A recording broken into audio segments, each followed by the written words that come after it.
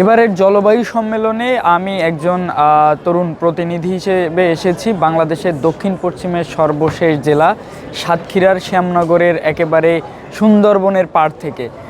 মূলত আমি পরিবেশ এবং জলবায়ু পরিবর্তনে মোকাবেলায় কাজ করছি।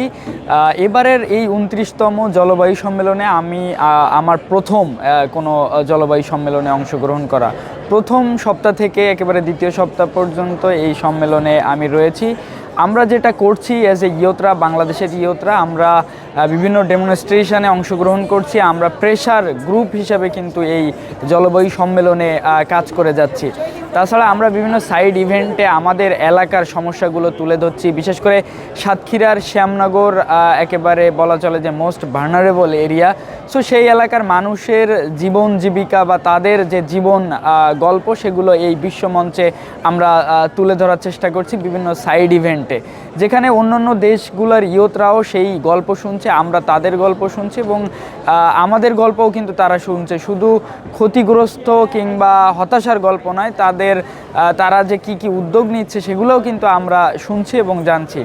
তবে এই জলবায়ু সম্মেলনটি বলা হচ্ছে যে অর্থায়নের সম্মেলন।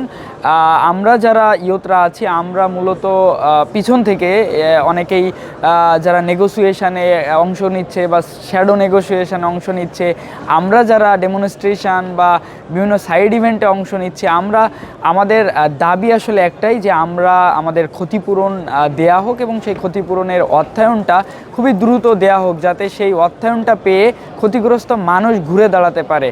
অর্থ পাওয়া গেল, কিন্তু সেই অর্থ দিয়ে আসলে ঘুরে দাঁড়ানোর পরেই যদি সেই অর্থ পায়, তাহলে সেটি কিন্তু আসলে কাজে দেবে না।